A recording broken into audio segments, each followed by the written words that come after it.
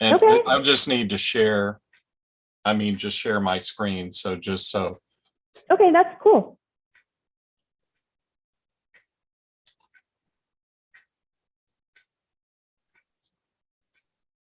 Oh, let me put my glasses on so I can see what I'm reading.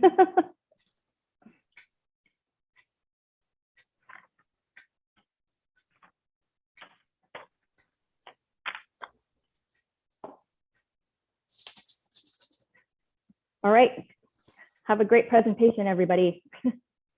Thanks a lot.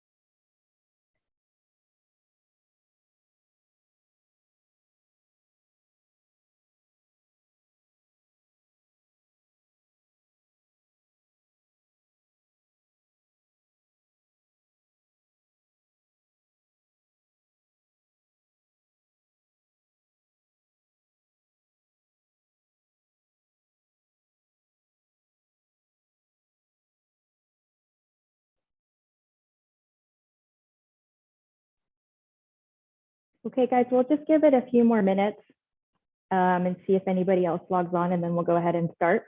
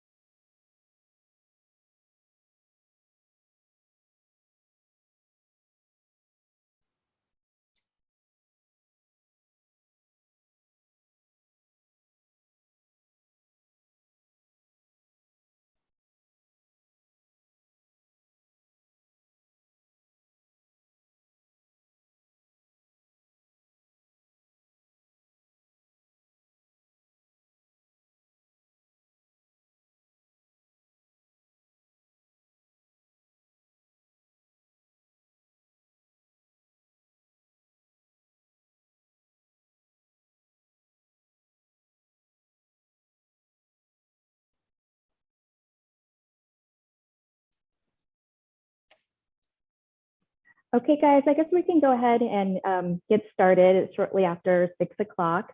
Thank you so much for joining us today for our SATX Robotics September meetup, Robots in Space, Automation's Role in Conquering the Final Frontier. My name is Stephanie Garcia, and I'm with Port San Antonio. Port San Antonio is a large technology campus that's located in San Antonio, Texas, that's home to industries such as cybersecurity, robotics, and aerospace. And if some of you are joining us from outside of San Antonio today, I just want to give you a little bit of history. San Antonio has long been a home for innovation and technology and advanced robotics work. In fact, there were folks here on this campus in the early 1900s who were doing creating innovations in aerospace and aircraft maintenance and making airplanes better. In the 1940s, Southwest Research Institute opened its doors, and they've been creating innovations from sea to space and everything in between since then. San Antonio also is home to a lot of a flourishing and blossoming startup community. And there is an awful lot of robotic startups that are doing advanced robotics work. And that's anything from indoor positioning, scanning robots to 7-story robots that depaint aircraft. That's the kind of robotics work that we have going on here in San Antonio, which is why our meetup group, SATX Robotics, was founded. It was founded in 2018 by Sean Edwards, who's the CTO of Plus One Robotics.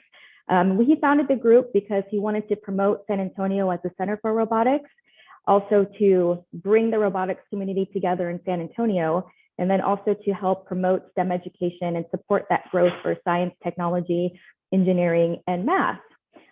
So I am one of the steering committee members, and online with us today, we have several others. Lydia Unterreiner from Reckon Point / Plus One Robotics. I also saw Chris Kozak with Hatchbed. And then we also have Mike Henry, who's with First Robotics.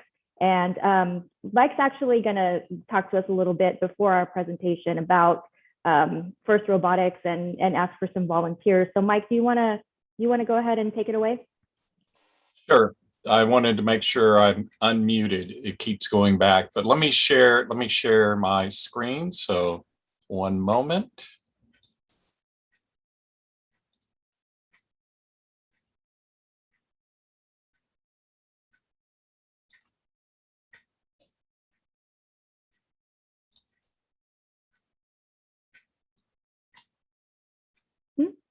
And can everyone see that?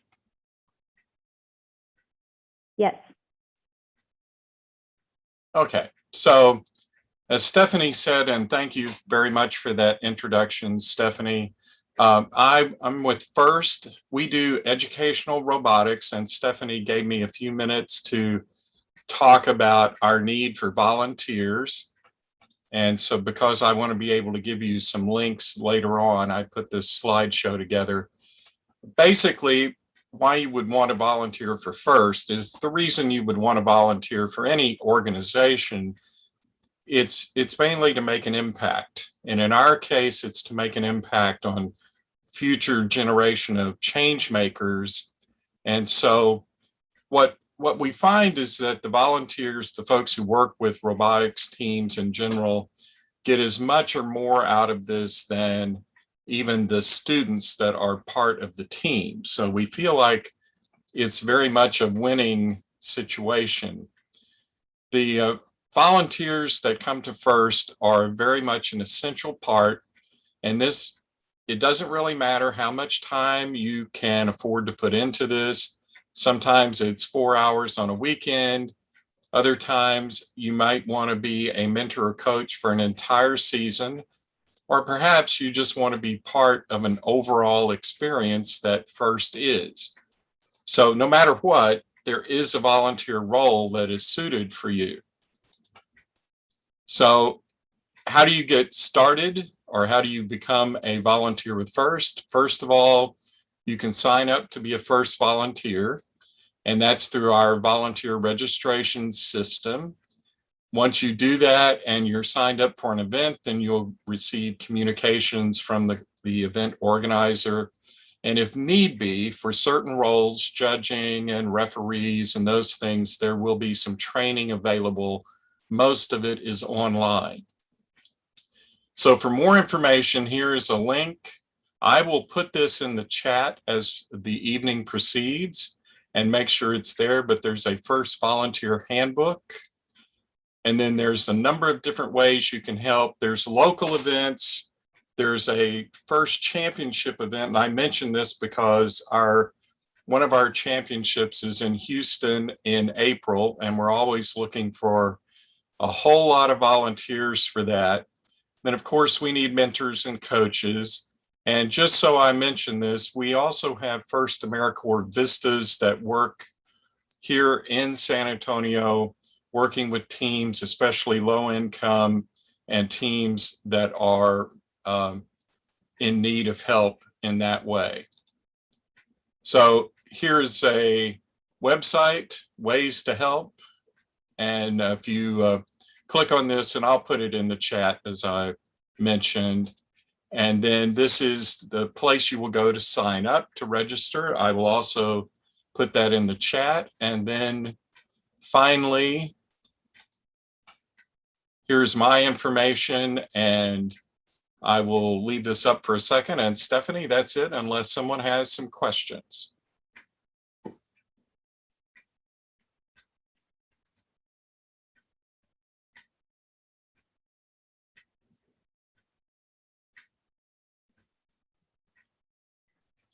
I don't think we have any questions right now, Mike, but if you want to go ahead, like you said, and put your information in the chat box, I will do people that. can reach out to you.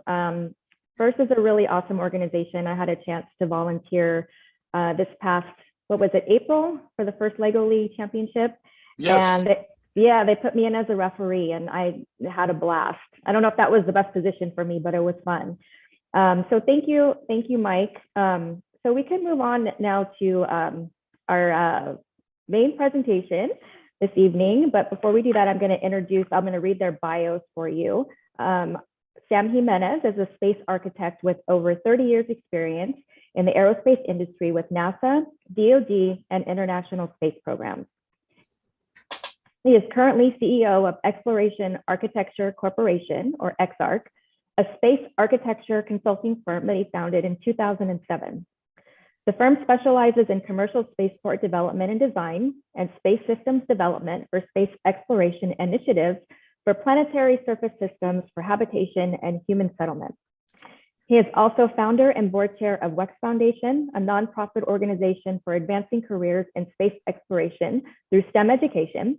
And his latest venture is CEO of Astroport Space Technology, which was founded in 2020 as a wholly owned subsidiary of XARC to develop lunar construction technologies for emplacement of critical elements of lunar surface infrastructure.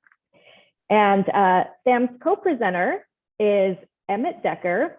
And I had an opportunity to meet Emmett back in June. And he's just an amazing, amazing kid. And I'm really glad that he's here to present today alongside Sam.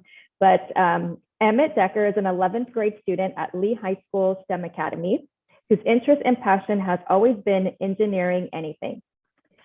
Emmett's experience is in engineering concepts, robotics, team building, leading group discussions, and conducting presentations.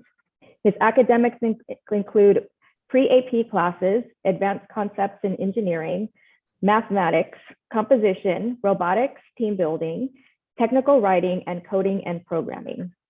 The first word that Emmett ever spelled was electricity, and Emmett strives to add to the current reserve of scientific discovery that will help humanity to the point where he facilitates great technological change. So thank you guys both for being here today. So with that, I'm just going to go ahead and let you guys take it away. Well, thank you, Stephanie. Appreciate it very much. And we're so proud of Emmett. He's one of our proteges that came out of our LCATS program, and we'll talk about that today too. And you'll see he's an amazing kid. So what I want to talk to you today about is space architecture and robotics. Let me share the screen 1 second here and make sure we're.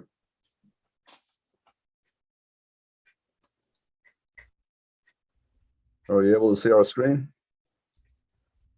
Yes, Sam. If you want to maximize it. There we go. Okay, so today I want to talk about three organizations that are deeply involved in space exploration. They have different missions, but they're all intertwined in what they're trying to do. XARC is a company that is essentially a space architecture consulting firm, and it does the mission planning, essentially the architects. Astroport is involved with the ability to do materials manufacturing and construction, so they're the civil engineers. And then WEX Foundation is the one I'm more proud of, is the ability to bring in our community students from around the San Antonio area into the space exploration field and give them careers in space, or at least a path toward that direction.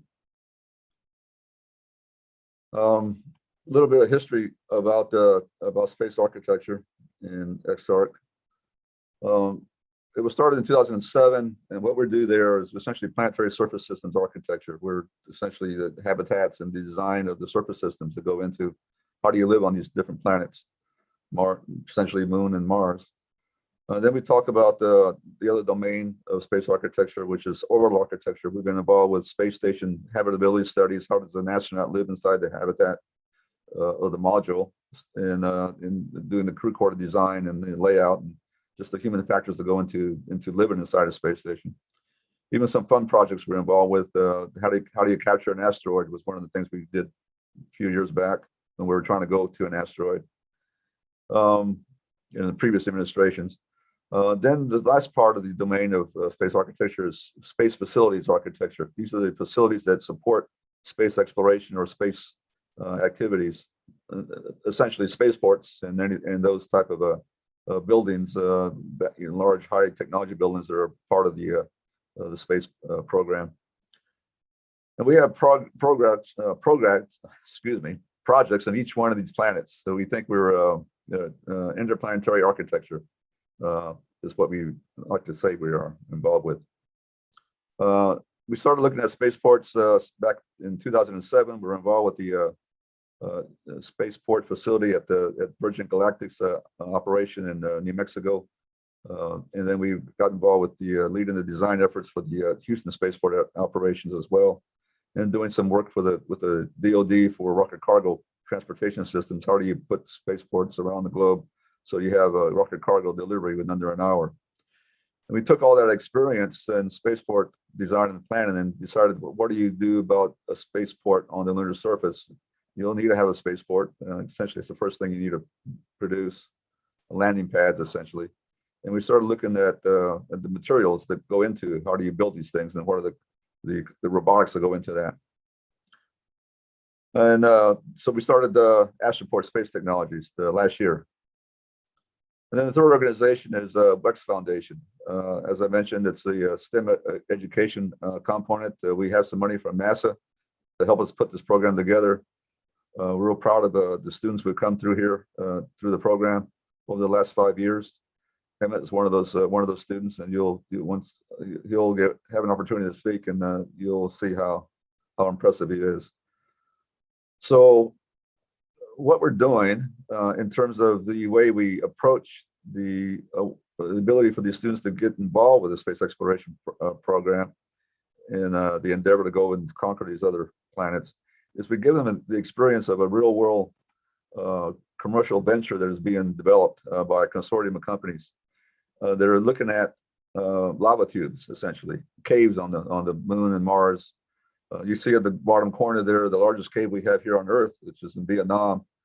That's about the size of we think the caves on the Moon and even larger on Mars are. And many of them are located at the bottom of lunar pits. And one pit in particular we're looking at is the Marius Hills pit, which is a site in the Oceanus Procellarum part of the Moon, the Marius Hills area. And what we want to do there is use that as a case study, essentially. How do you use, as a case study, would be able to figure out what are those technologies you need to actually access the pit, and eventually start really thinking about living there. Because the caves are important because they protect you from the micrometeorite environment and the extremes of space for the Moon, lunar cycles. and give you an environment that's pretty benign, so you have a little bit easier way to design your systems inside there. So there's a lot of robotics that go into this, and I'm going to talk to you more about the robotics of the architecture at a perspective. When we talk about architecture, what are the robotics involved with the architecture that's involved here? We want to get to a point at some point in the future, way down, probably end of the century, where maybe we could even cover these pits with a dome and get out of the caves. Get out of the modules, get out of the spacesuits, and have more room to move around in. And from an architecture perspective, you got to go through this as you do in any site plan. You have to understand where all the zones are. Where's your nuclear power zone or your power zone for solar power? Where's your landing port? Where's your mining operations? And where's your habitability zones and your construction zones?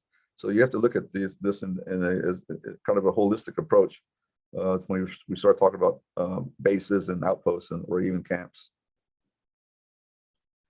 And we're doing this through a consortium of companies. We're not alone here. We actually have a number of universities involved, international universities from Australia to Korea, and then, of course, here in San Antonio with UTSA being our main research institution partner.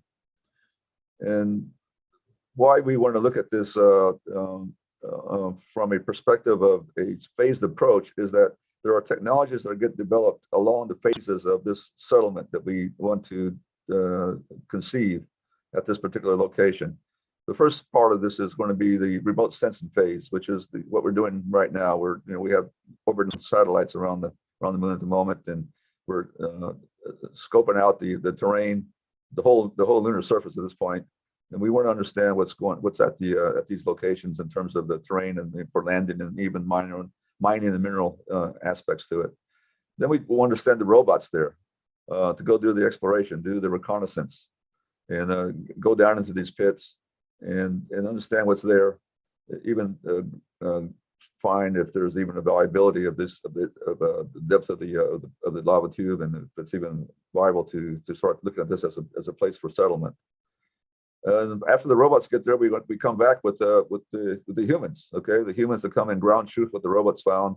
These are short duration missions. They're going to be 3 days to 7 days at a time, just because of the consumables that are necessary to stay there at that point in time. After that phase, we go into maybe a little bit longer duration part of it, where we're staying there, and maybe even the mining operations happened up on the surface, and we figure out how to stay there for longer periods of time, months at a time. And then finally, by I think the middle of the century, we're looking at this as a long-term prospect of development, where we start clearing out this cave and these pits, and to have larger colonies or settlements there, and start doing the construction and the infrastructure development. So that by the end of the century, we're probably looking at a full-blown, settlement, or where we have many people, hundreds of people living in these environments. I'm going to show you a video here of kind of conceptually how this all plays out. I'm going to warn you, first of all, you're going to see a Korean flag, South Korean flag being planted. This is because that was our customer when we developed the video. But it also says something else. It says that this is not going to be a single endeavor by one nation. It's going to take the community of nations to do this exploration and to do this, the settlement and living on these different planets as well. So let me see if this will work for you. It's about 4 minutes, so I think you'll enjoy it.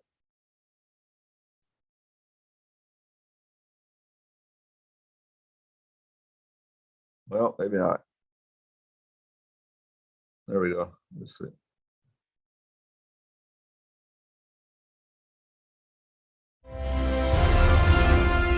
The closest celestial body from the Earth, Earth's only satellite, the Moon.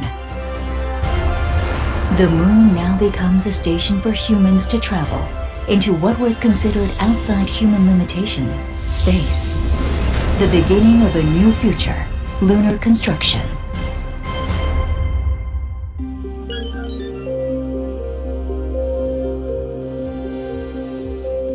A lunar orbiter launched from Earth enters the lunar orbit.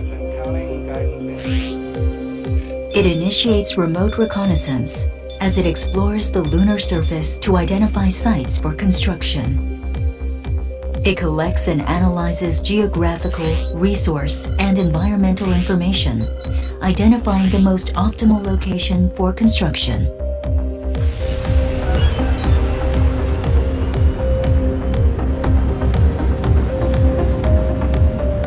A robot for more detailed reconnaissance arrives at the construction site. The first task of the robot is to go over the ground and with its camera collect detailed geographical information.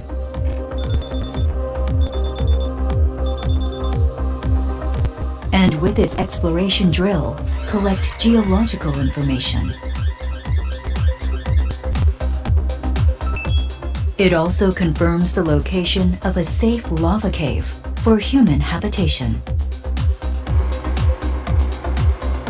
Another robot conducts construction material testing with the moon's resources.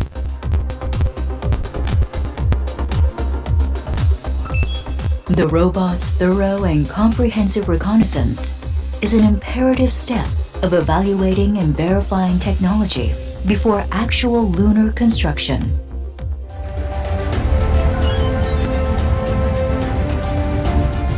Based on this verified technology, robots with construction equipment make their landing.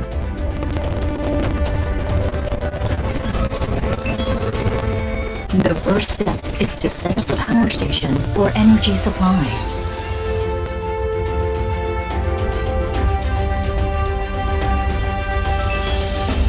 And next is the construction of a landing pad to prevent the occurrence of dust, which could be deadly for astronauts.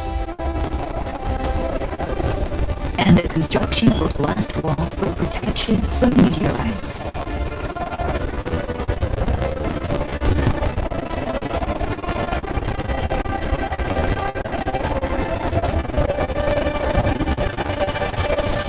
This is the lava cave, confirmed in phase 2. It is the optimal place to keep safe from the strong radiation and meteorites flying around space. And its rare habitation zone will be built for humans.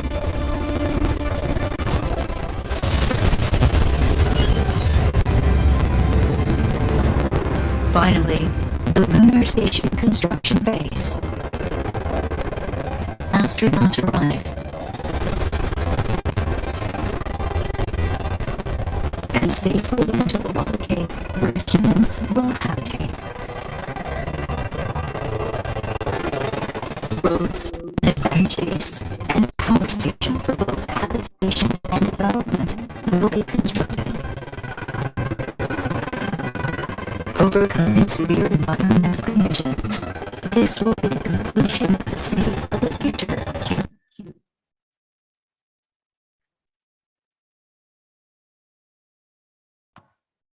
Looks like we had some technical difficulty there. I'm losing bandwidth probably. Let me get out of here.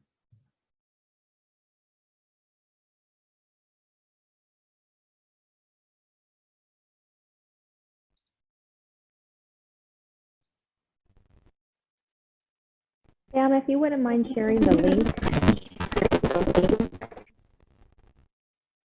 Yeah, I think I have to.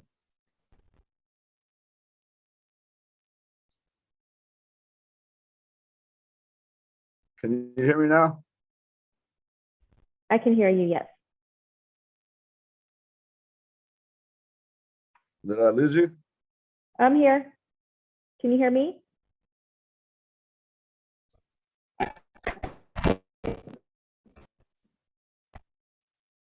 Sam?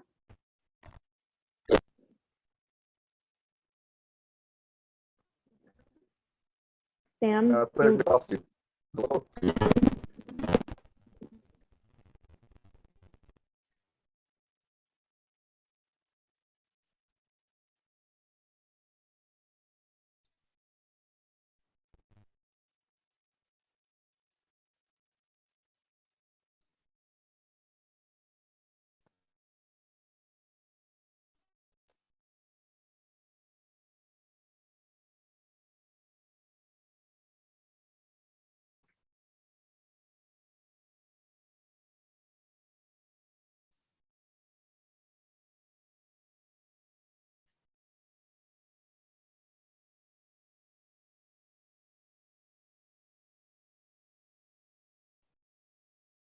Sam, do you want to try logging out and logging back in?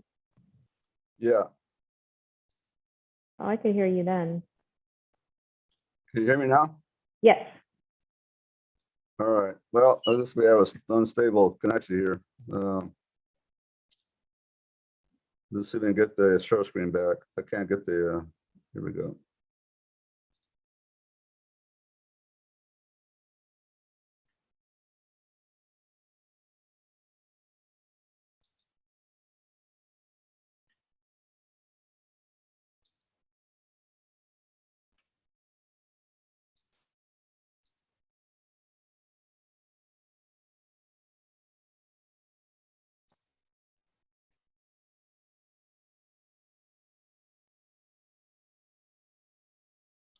Are you able to see the screen yet?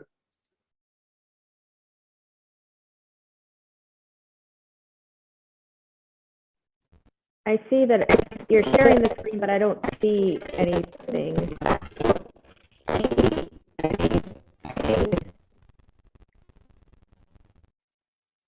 I'm going to log out totally and come back in, see if we can get a better connection. Maybe Emmett, you can start talking about what you're doing with the robots we're doing at LCATS. Will I come back out? Okay, sure, that'd be a good idea. Can you guys hear me, or it sounds pretty unintelligible? It does. Okay, Go ahead, try again. okay, I'm trying again right now. Does it sound a little bit better? Yes, it does. Okay, that's cool. Wait, hold on, I'm getting this weird pop-up. Okay, so do I sound good, or I do? Okay, great. Yeah, you're great.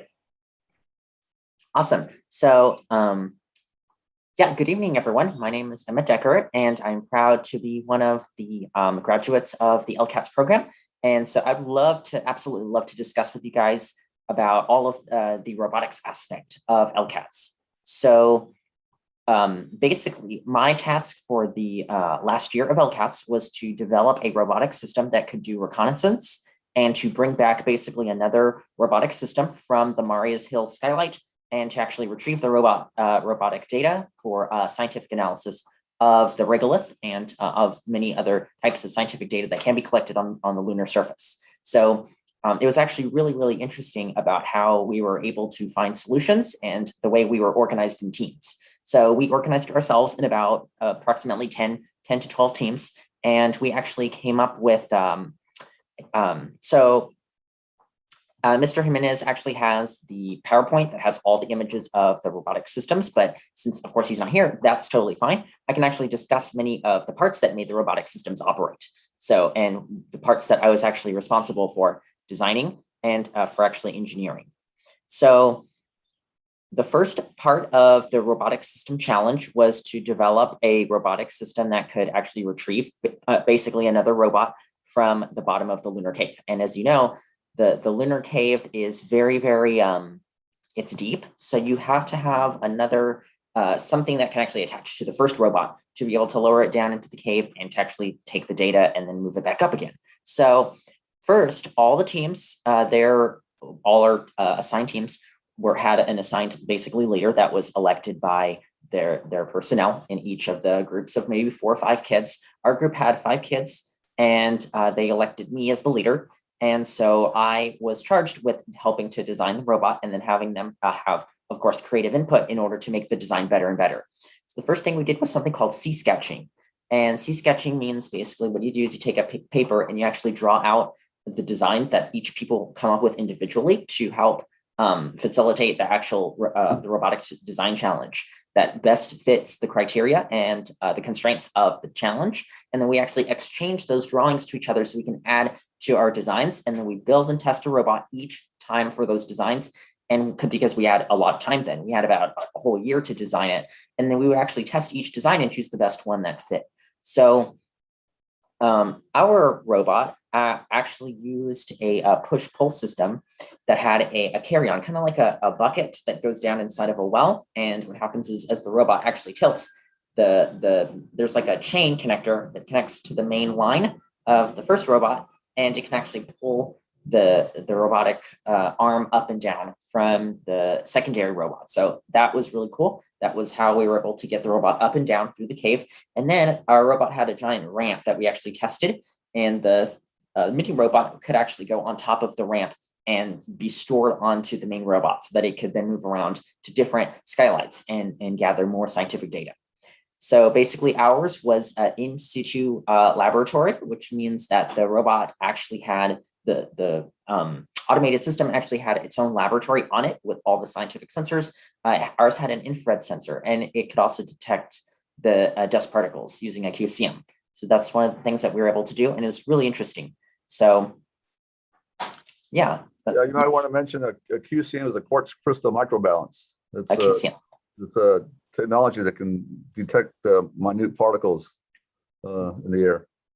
Sorry about that snafu with the video. Let's see if we can get back on track here. You're coming in clear now, Sam. Thank you. All right, very good.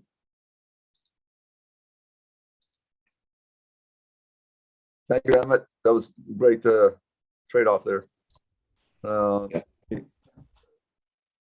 right, I think I left off right about here.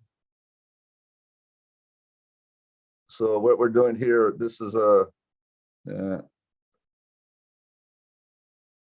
went through this. Okay, so what do you got to do when you get to the lunar surface? The first thing you have to do is you have to build a landing pad. That's one of the first things that of infrastructures that is required, so that you can have the ability to come and go without disturbing the other assets you put in place, like other habitats and other solar panels by the plume blasts of rockets that are blasting the regolith all over the place.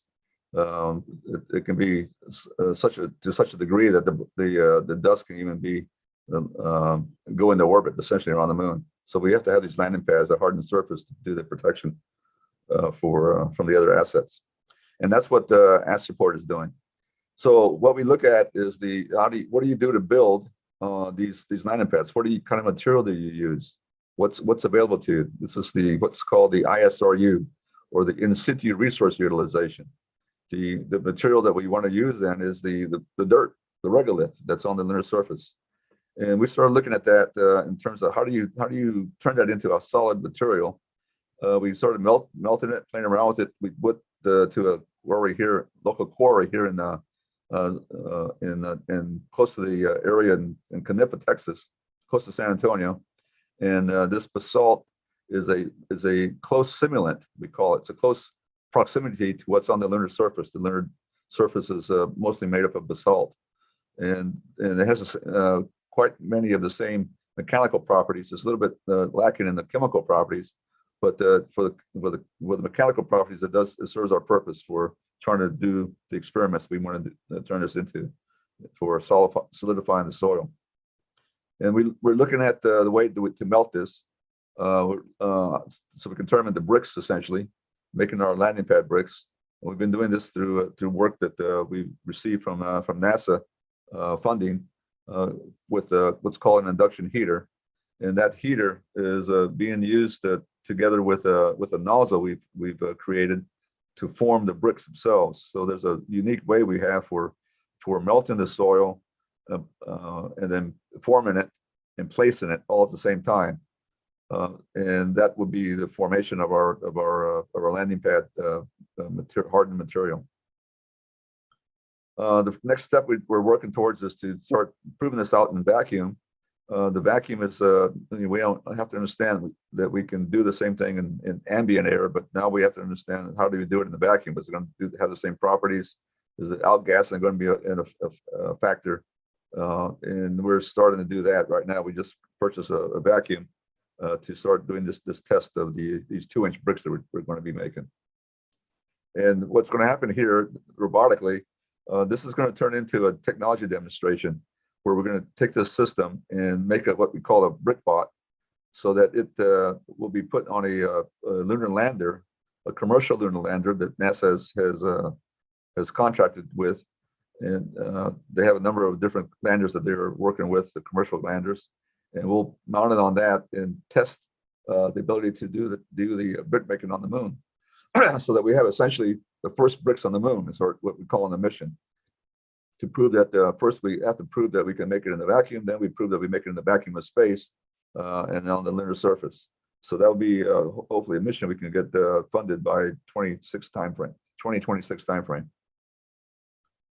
The other things we're doing with the regolith is we're turning it into a binding material, a material for extrusion layering, where you can take the fine detail instead of the brick making where it's just massive plopping out of material.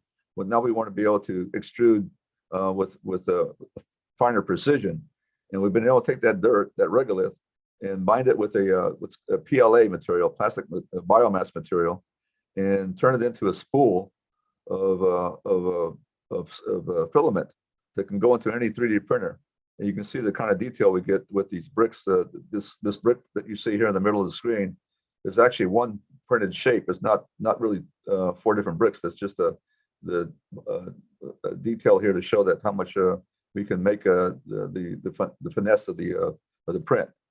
And we also, the picture over here on the right side is a fabric that we were able to print, at such a scale that of layering, that this is a bendable fabric that we can use for the underlayment, for example, of a foundation, or for layering up the foundation of the landing pad.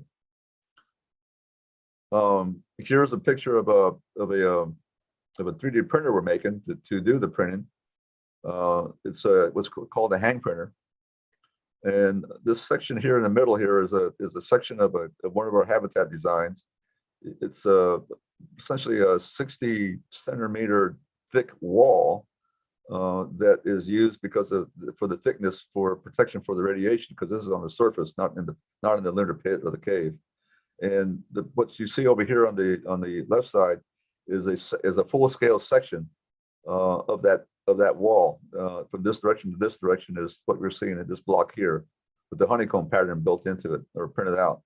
And the reason the honeycomb pattern is in there, first of all, to reduce the amount of mass, but we still want to be able to create the protection for the radiation, and also produce a thermal environment on the interior. And we can fine tune the pattern of these honeycomb shapes and quantity of them to fine tune the interior temperature control of the habitat itself. I might be able to show. I'm afraid to show another video. We might lose bandwidth here to show how this thing works. I'll take a chance on it. Better not. Never mind.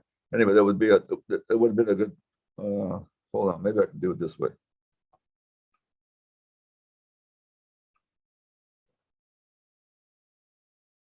Let's see.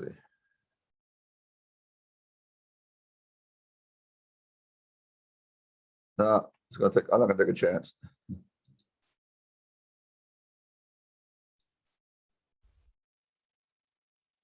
So from there, we're going to go to the robot that Emmett was talking about. This is what he was working on. What we want to do is we're going to mount this 3D printer on 3 different robots as their platform. And what happens with this hang printer, we can print from meters to hundreds of meters theoretically in size by the cable system that we use. And it allows us to move from location to location by having these mobility platforms. And this is the one robot that we're, as part of our foundation, we're able to get the surplus material from the government, that we were able to get this little robot to help and get it refurbished. And that's what we're doing. We're refurbishing this robot to make it operational. And this is the project that Emma is working on for us. Emmett, I guess you already talked about that. Do you want to go talk anything about say more to it? I think I want to wait like a little bit towards the end to continue talking about it, just so that I can like see the board more, like what's been covered. So yeah, just so I can know like kind of what to add a little bit. Okay. Yeah. So now the other part we would look at here is how do you access these pits? That's the other problem we have, is access to these pits. They're problematic in terms of their depth. This one at the Marius Hills is about 45 meters in depth and 60 meters wide. and they're dangerous to get to because the slope in the areas to them could collapse or create some sort of a avalanche of some sort. So you have to be able to stage your approach to them pretty carefully. And one of the concepts we come up with is this zip line concept, where we throw a zip line across the pit. And we've been able to develop a mission called the Lido mission, where we have a robot that gets out a large. Well, let me see if this is going to work. I'm going to really try this. This is a pretty good video. Let's see if we don't lose everybody again.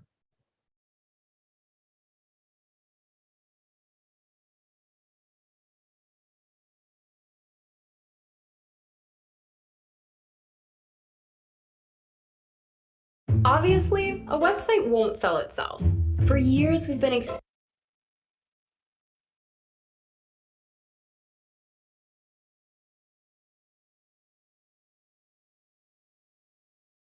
explaining to clients that this build it and they will come philosophy is bogus.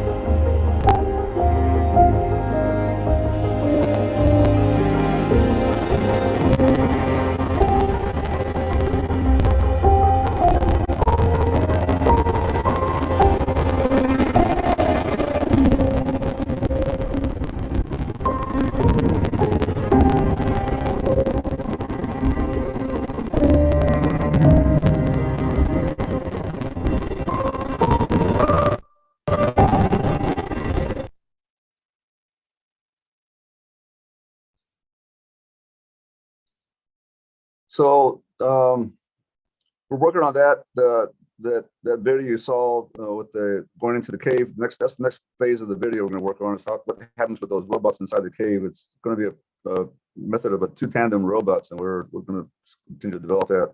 Our next step is to actually take this this spot robot and take the students out to one of the caves here in the San Antonio area and show the robot working in these walking in the cave, make sure it can work that way successfully. So here's a concept for one of these. How do you inflate this this habitat? We're working with some inflatable tubes that solidify when they inflate, so that once it's packaged up, if you can see that this is kind of half of the module, and these are packaged up in the rocket in this tight packaging. When it gets deployed, these tubes inflate and solidify, and then the floor system itself can be rolled out, and that allows the inflation, way to package some large structure like that from delivery from the Earth. We also have to work with how do you deal with pressurization of the hole itself. How do you put the tube cover over it, and how does it get pressurized? We're looking at permeation of the and porosity of the soil. Doing some tests with that. Not going to go into some of the architecture and robotics for the architecture, You can see in the background here, this is one of our first concepts for what we call RCAB. It was really just an idea to how do you do some 3D printing of these structures. The back is our 3D printer back over here. You can see what we're looking at here. This idea was to take this inflatable structure as the support system that allowed the printing to occur in phases. Because once you get to a certain level, the 3D print, well, it needs to have some kind of support beneath it, or you can't print on air basically. And this balloon structure was part of that system to do the ability to make that the covering to occur. We also had to look at some volume studies. Essentially, how do you get 4 people to live in this tight space of 1,000 square feet for a year? Those were just volumetric studies. Then we started looking at HexAB. This was something we did for Mars that was really an effort to do a complete end-to-end system design, from the constructability to it to the interior habitation of it. How do you get it outfitted? We had to conceive the living quarters at 3 levels. The workstation level at the bottom was where the astronauts would work. At the middle level, there was their living common area, the kitchen area, and in galley and access to their hydroponics. And then the top level was their private space in the bedrooms and crew quarters. The idea was to figure out the complete outfitting of it, including all the mechanical, electrical, and plumbing system, and the air and environmental control systems as well. How does that happen? What does it look like in terms of the outfitting, and how do you get those things in there as well? So, and then the constructability of it. How do you actually construct this thing in terms of the phased approach to it, so that you had to start taking out the excavation, and then the delivery of the equipment, and then the growth phases of it. If you once you get one made, how do you control it in terms of a growth pattern for additional modules as well? So all that is a lot of pictures and cartoons. You see here, this robot here was one of the concepts we have, and now we've got started to go into actually trying to develop the hardware itself. We want to get away from, not to get away from it, but we want to start moving to the next phase, which is the actual hardware development. And, it's nice to have PowerPoints and slides like that. Let's talk about now, how do we actually start building these things? And we're at this point in time, we just got our hands on this potential robot here as a way to start developing it for the outfitting of the habitat. We're still assessing whether it's going to be something we want to do or not. And with that, then how about the excavation part of it too? And these are, again, the excavation part of it is really important. What are those robots going to look like? How do you start developing those robots, and how do you understand what they would need in terms of requirements and the autonomy that has to happen? And because of that, we're starting now looking at the actual development of the robots. This is one of our first ones we started looking at was the compactor. It's a vibrating compactor that puts down the compaction of the lunar soil, so that you can be able to have the underlayment before you start printing the bricks on top of the soil. Here's a lesson in failure. Actually, doing these things hands-on is important, because we have to understand things that work and don't work. And what we learned about this one was that you have to really get to a point where you have to take care of the dust. The lunar dust is going to be one of the most important things to deal with on the surface. You can see here it's rolling. It's a vibrating compactor.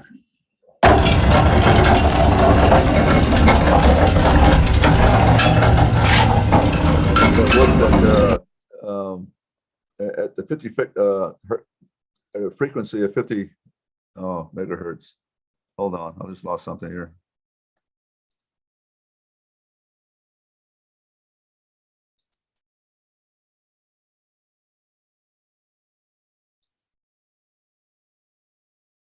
Yeah, I wanted to show you one that didn't work, but I guess I can't get to it. Sorry about that.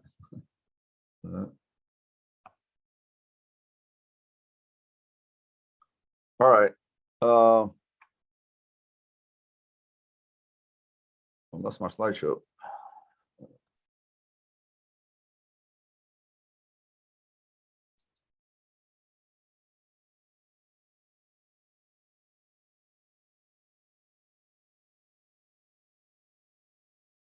I know how to do this. Okay, let's go here. Let's go here. All right.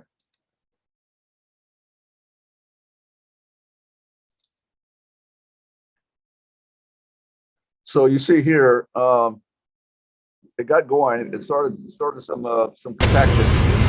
Then it got stuck.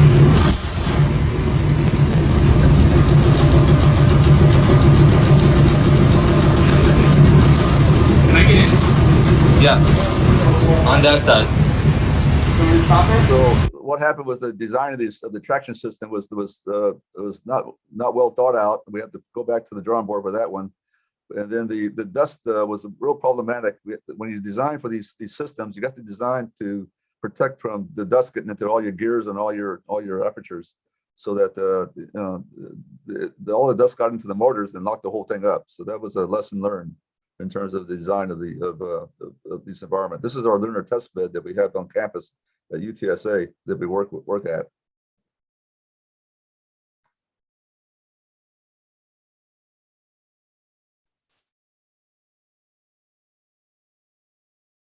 And you can see here the compaction.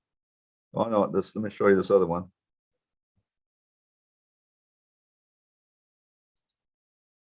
Where we can see the actual compaction of the how much it actually was able to compact down.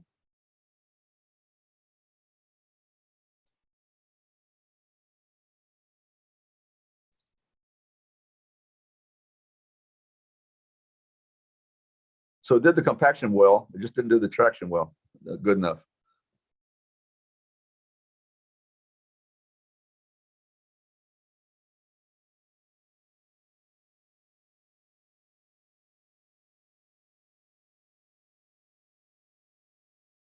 Yeah, slow connections here.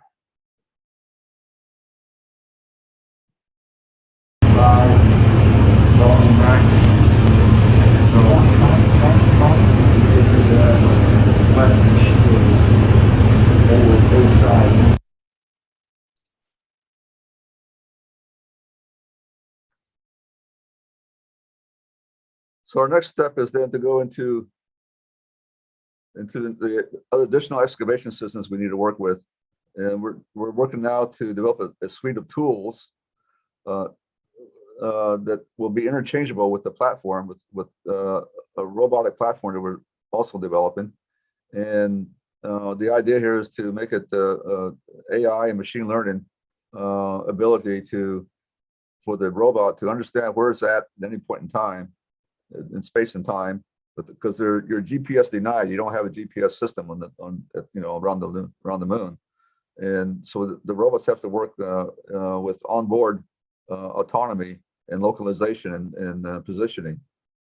And the idea is that if we can bring up one platform, one or two platforms, and have them interchangeable tools, that helps with spares you need to deal with, because these are going to be highly impacted in terms of their durability to withstand over time, and you have to change them out, and they'll break down. There's going to be breakage and maintenance issues, so you want to be able to change it out for that reason, but also change it out for different functions. These four tools here are for leveling. You have to be able to level before you start laying those bricks down on the landing pad. Level it out, and so we're looking at again, here's our first one, which is the compactor, and then this is the excavator that is a kind of a bucket excavator, and will take out some of the top layers of the soil, and then a grader, and then a kind of a sieving shovel that does the first thing, goes through and picks up all the big rocks to get them out of the way. And we want the robot to be able to be smart enough to understand when it's time to change out this, their tool and know where they're at and where the other tool is and be able to do the exchange. The big challenge is going to be the universal adapter that we have to have to make all these tools work on one platform as well. So we haven't even thought about the concept for that yet. We have to get more up to higher technology level what the robot platform is going to look like. And what we're going to do is we're going to work this in a test bed. We're developing a 10 meter by 1 meter deep lunar test bed. We're still trying to decide where we're going to locate that at. It's probably at the ports where is the biggest candidate so far, as opposed to the campus at UTSA where our research partner is at. It's still going back and forth on where that's going to be at. But anyway, this is going to be 10 meters in diameter. It's about 35 feet in diameter, about 3 feet deep. It's going to take 140 tons of lunar simulant to fill it up. And we have some very specific crater patterns and rocks that are specified by NASA, actually, so that to test out the ability for those tools to make a level playing field or level area before we can lay down the bricks as well. So that's the next thing we got to do. And to do that, we have to we're going to look at some sort of a structure to cover it up, and it's going to require a protective covering. It's also going to need a staging area because the regolith itself, we can get the grains of sand, but we're going to have to be able to process all that 140 tons of simulant. That's in somewhere we have to filter it out down to below 70 micron level, so that we can have a higher fidelity of simulation of the lunar surface. And I think that from here, I want to talk a little bit more about the LCATS program. So with all that we're doing up in the front end of this presentation, we want to be able to bring in the students as part of this as well. The students have to be part of the community of exploration that is going to happen, because it's going to be them that's going to be up on the lunar surface with boots on the ground. It won't be me or anybody my generation. It's going to be, they're the ones that are going to be walking on Mars and walking on the moon and doing this. So we have to bring them into the pipeline of careers for getting involved. And as you recall in the beginning, I talked about the phases of the architectural system, and we take that same framework, and this is what we use to give the students the ability to understand different phases of career paths. We take them into caves here in San Antonio and around the area, and they build their instruments and their science instruments, and they go in there and they learn how to do field measurements and testing in a real analog environment, analog to the moon environment, to moon caves. And so the first year of the program is again the remote sensing phase. This is where they work with that QCM, and it's delivered to with a balloon launch to the stratosphere. We've been able to see the edge of space with the balloon. We've gotten 120,000 feet in height and altitude. And then the second year they're in the program, they go into the reconnaissance phase. This is the robotics that they work with and doing the robot designs and concepts. And then the third phase is the habitation phase, where they do the architecture concepts. And then the fourth year, the idea is for them to take all that experience and develop a storyline and make a comic book out of that experience. And we just published our first one this summer. So here's the test bed. You can see here some of the student projects here with the robot designs, some of the stuff that they work through. We have a calendar.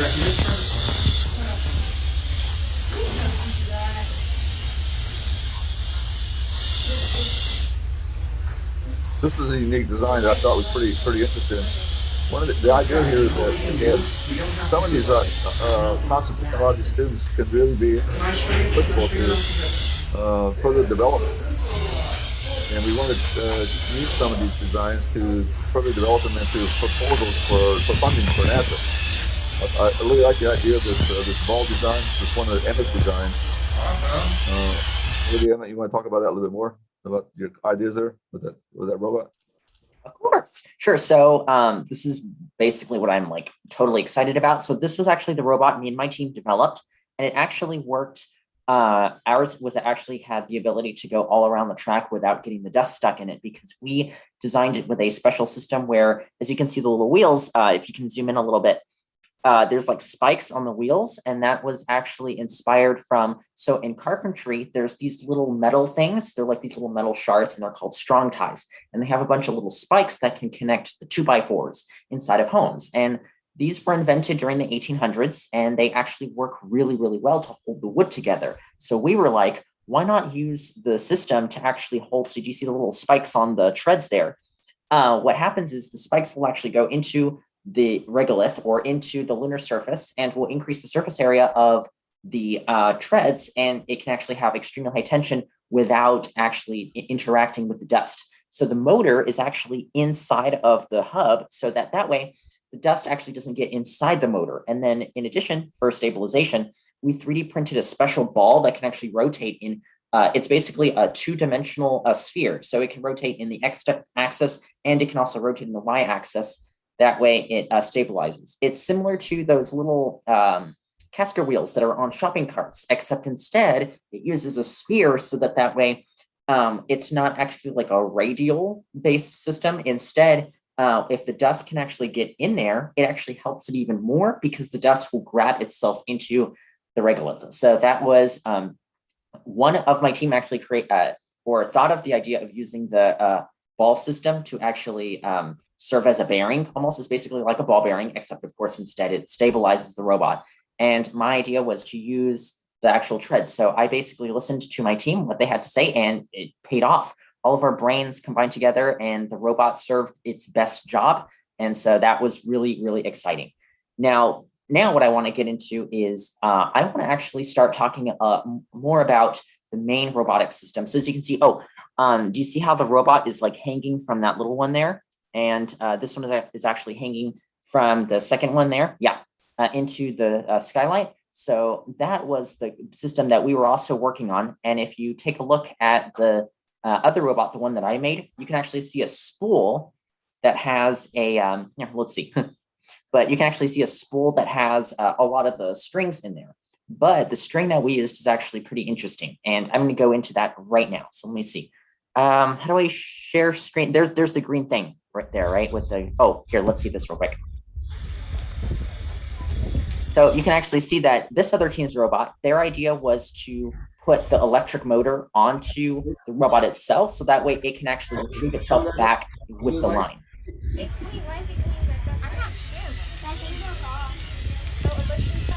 Okay, Emma, you want to show something? I'll stop the share screen. Yeah. So that was their idea. Our idea was to have basically two robots, and the first one was the one with the ball. So the ball would actually stay there, and then there was another robot, the reconnaissance robots, that actually had the in situ laboratory on it that would actually go down into the skylight, and then that one would pull it out. We actually couldn't finish it, but we know that it would have worked because of the way the spool system that we were operating. So let's see. I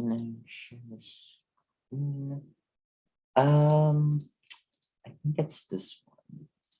Okay, can you guys see this? Hold on. Okay. Yeah, we see it. Okay, cool. So how do you exit this down? Okay, so basically how we were able to do this is actually really interesting. We got this idea inspired from, so first our main problem though was that when the actual thing was rotating, the string would actually get caught in on itself. But we actually had this interesting idea. One of our team members was saying yesterday they actually went, the day that we were doing it, yesterday they went to Olive Garden and they noticed that the actual lines were like a fettuccine, and the fettuccine lines were actually had the ability to stack on itself. So that way the string wouldn't get tied onto itself. So you know how like a kite string where like if you pull it too much, the strings will actually get caught on each other? This system was actually how we organized our robotic tie-in line. So that way, when it pulled the second reconnaissance robot in, it didn't get stuck. And sure enough, that's how it was able to work. So it's actually kind of interesting how things that have nothing to do with it actually help our design out a little bit more. So let's see. Here it is. So going on to the main robotic system, though, my job is when we first got the robot, it's this gigantic, huge hunk of metal with four robotic wheels, and it basically looks like this. let's see, I'm trying to find it. It's this one. Oh man, I lost it. There's so many links, but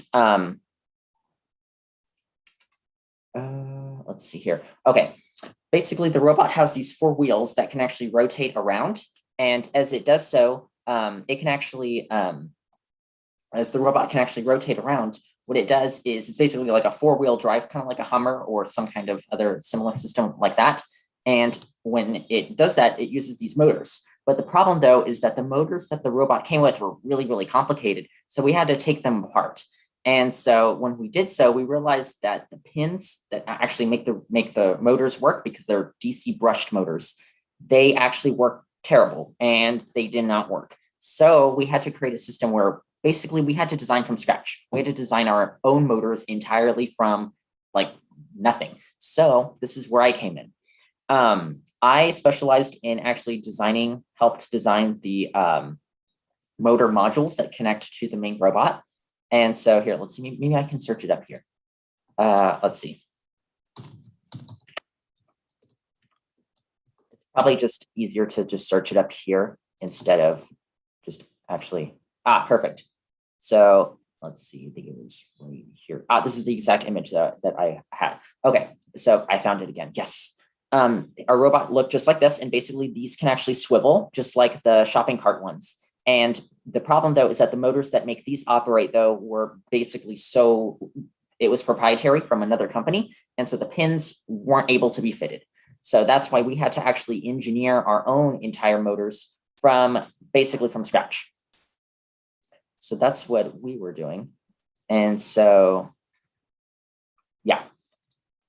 That's basically how we were able to design it. Now, of course, in order to signal it, we needed to create a way to actually tell from the brain of the motor into the actual motors themselves. So we had this idea is to use this system called, so a long time ago, they would actually have these lines that would send the data from a television to, or from an antenna, a TV antenna, into a television. And we realized that system would actually work really, really well because it would have a very small amount of interference. So that's why, oh my gosh, this is really terrible. Here it is, perfect. So we created this design where you can actually send digital information through a 300 ohm antenna cable. And so we did that using something called multiplexing. So multiplexing is based on this. And so if I can get into here, there it is. Okay. So there's something called multiplexing, where basically you can send 2 sets of data into a single line, and it's called a phantom circuit. So with a phantom circuit, you can actually send, sorry. So you can actually send, here's the diagram. So here, the United States Army created a system where they can send both telegraph and voice data into a single voice line or a data line. And we realized that this system was actually perfect for sending digital information in both 2 lines to be able to tell the motors what to do. Because the brain of the robot is actually something called an ASIC, or an application-specific integrated circuit. So we needed to find a way for the ASIC chip to send the data to the motors without interference. And so that was the second issue that we were able to solve, or that I was able to solve with my team. And this is the method that I basically suggested the input. So of course, as somebody who is a part of JROTC, I actually do a lot of research about military technology, especially technology dealing with communications and electrical engineering. And this was one of the ideas that I actually heard when I was about maybe 12 or 13 years old, when I was, because I love to do research on different topics. And I was able to actually apply this in here for these systems. So that's one of the really, really amazing things. And then the final thing that I would like to introduce is this. So let's see, hold on, let's see, where did we go? Perfect. Okay. I think it's this folder here. It's this folder, I'm so sorry. Okay, so for the structures, we actually were able to do this. So this is actually a 3D printed structure that I designed myself. And this is actually for a rocket base for LCAPS as well, for a 3D printed design. And oops, how did that happen? But this is pretty cool. This is a solar panel project for my ICEF. I was actually able to win a 2nd place in the state of Texas for this. This is actually pretty cool. But anyway, for the robotic systems, I could actually apply, and this was 3D printed for real. You can use a mathematical equation to optimally design a perfect structurally sound system. So this is a cantilever beam equation that describes the deflection of a beam. And this is like a natural base of how beams deflect in accordance to the gravitational constants, things like that. But if you can apply this to, so as you can see, here's the equation. I actually applied this equation to the radius of this design, and it actually did really, really well in keeping the structure was able to keep the forces from actually toppling the 3D printed thin wall. So the thin wall was actually so thin that it could actually, pretty much anything could snap it off.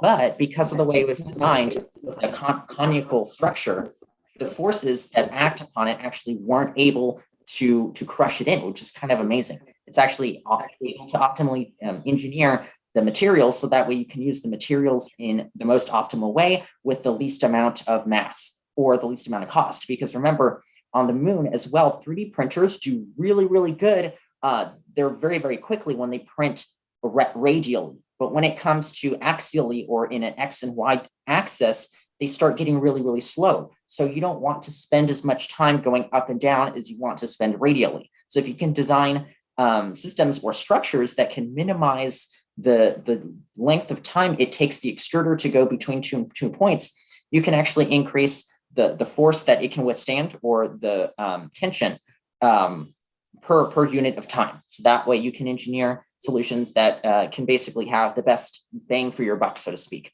So that's how I was able to design, and it's pretty cool how mathematics can be applied to these things. So yeah, it's pretty neat. Okay, how do I? Very good. And is it?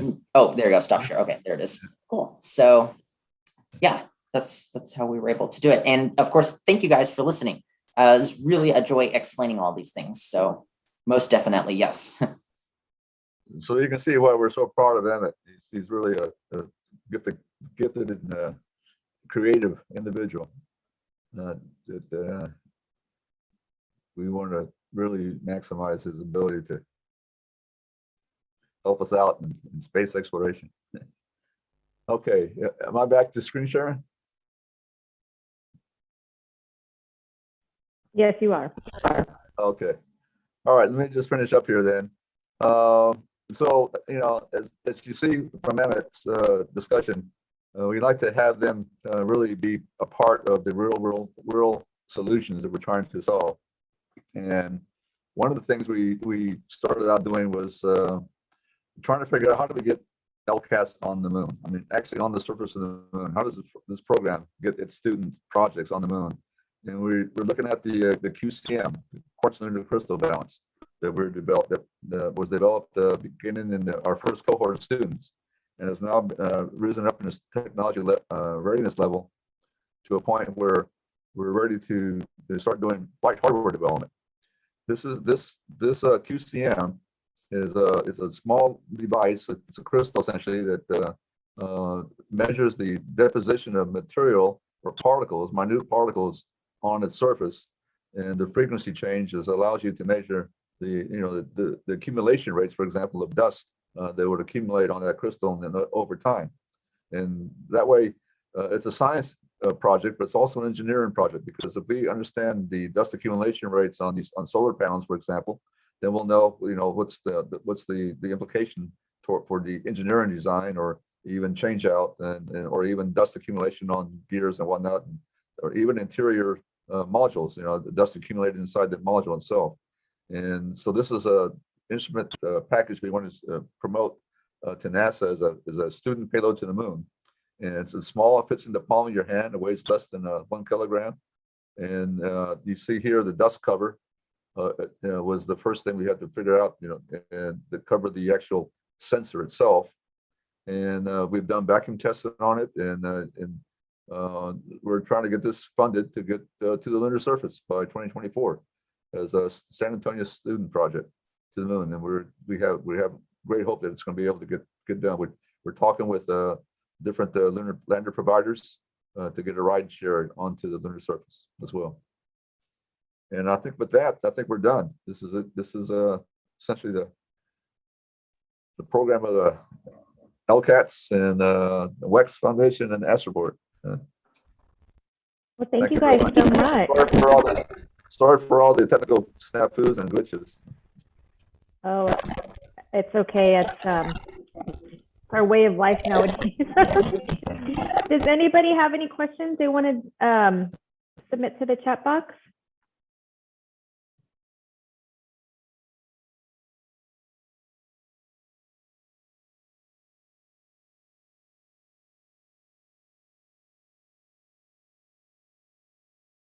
No questions?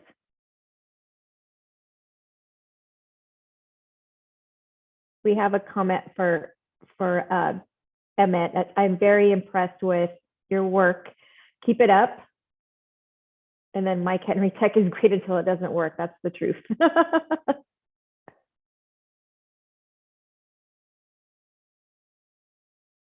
Well, I guess we don't have any questions this evening, so we can wrap it up. I guess you guys covered everything. And then Alexander, especially robotics, I love them, but the errors, haha. Well, Wait, I have a question. Sorry, this is Chris. thanks, Chris. So I'm sorry, I had to step away for a bit, so I don't know if this was covered, but when is this sort of targeted for, say the first potential real try on the moon to do something at, either scale model or like all out? So the first thing is going to be this lunar dust measurement instrument. We think we can. That's probably the highest technology readiness level we have. It's probably about a 6 right now at this point in time, and it just needs the funding to produce the flight hardware part of it. It's at prototype stage, and we think we can get there by 2026.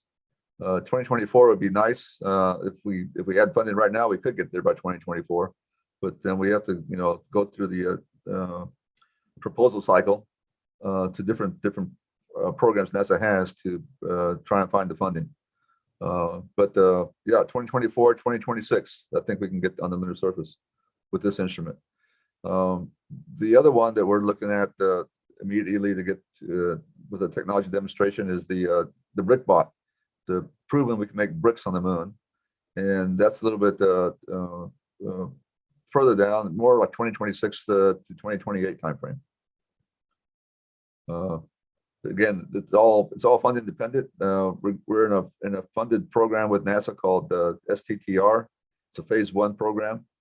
If we have to do good and produce what we said we were going to do in terms of the prototype by May of next year, and then we go into a phase 2, and that phase 2 then will be what we use to design the actual flight hardware that goes on the technology demonstrator.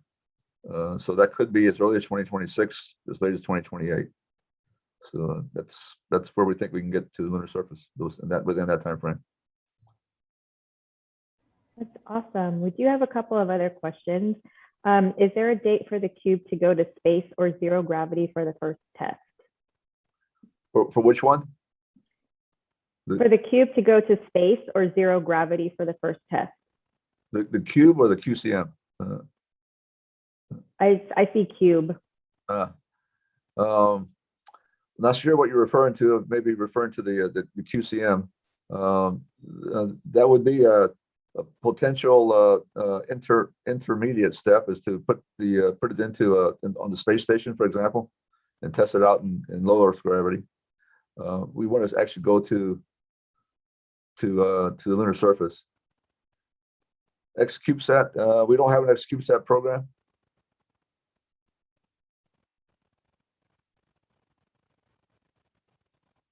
XCube, yeah, no, I don't. That's not something we're working with right now.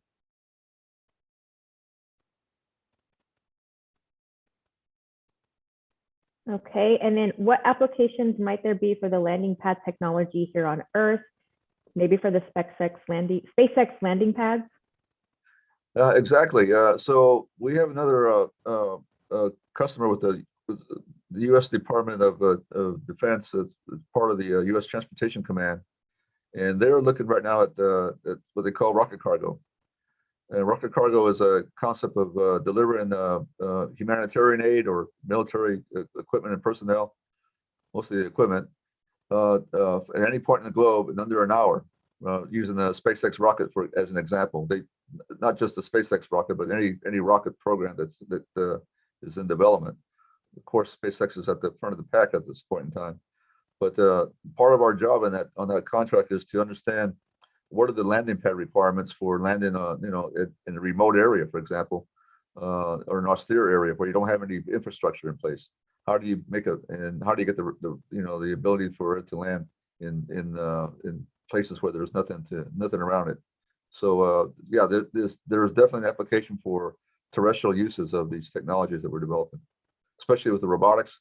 Part of that is even the offloading. The SpaceX vehicle Starship is 100 meters in height, and how do you get the cargo out of it and down to the ground when there's no infrastructure on the other side of the globe? So that's one of the things we're looking at and trying and coming up with concepts for that.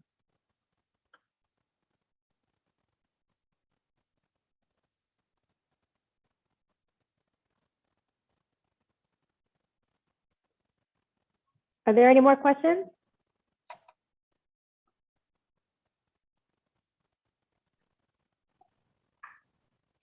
Okay, I actually, I did see a question asking for a calendar of our future topics. I don't have a calendar just yet, but I can say what I wanted to announce at the end of this meetup was that we are having our first in-person meetup next month, October 28th, and that'll be here on the Port Campus at the Zyrex facility. So they've got the 7-story robot that depaints aircraft, and that'll be just a really awesome experience. So you'll get to, we'll be sending out an invitation for that as well in the next coming weeks, but go ahead and save the date for October the 28th here on the Port Campus.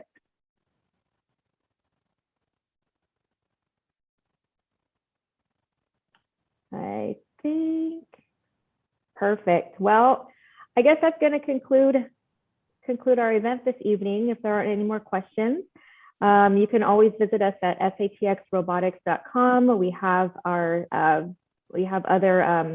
past meetups on there as well, past virtual meetups from this year. So thank you so Stephanie, much, Sam. sorry. Yes. That's okay. I sent a chat message, but I just wanted to know the role of autonomy in locating the water sources or doing research of water source with respect to Mars. If Sam could shed some light on that from his experience, that would be very nice. Yeah, so not so much Mars that I'm familiar with. It's more on the if you allow me to just talk about the lunar part of it.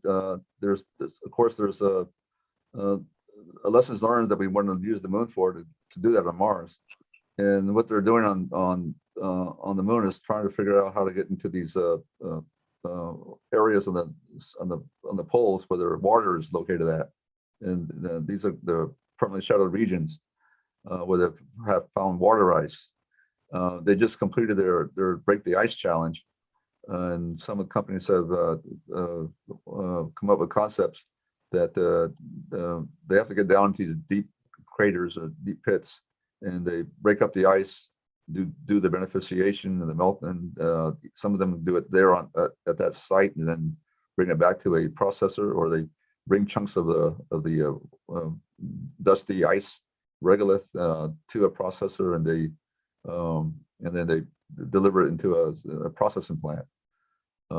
If you locate the Break the Ice challenge, you'll see a number of concepts there and it's all autonomous. It's all done in a way that minimizes the use of energy and then the hardware necessary to do that. We have and going back to the Mars, not so much the water that we're looking at, but we're looking at how to extract out of the atmosphere carbon dioxide as a resource for producing fuel, and to add to the water that we would get out of the regolith from the Martian regolith as well. So there's also, as on the moon, there is also on Mars water in the regolith that can be extracted. So sorry for sound if I didn't answer your question directly, but that's about where we're at. Yep. That's very nice. Thank you, Sam.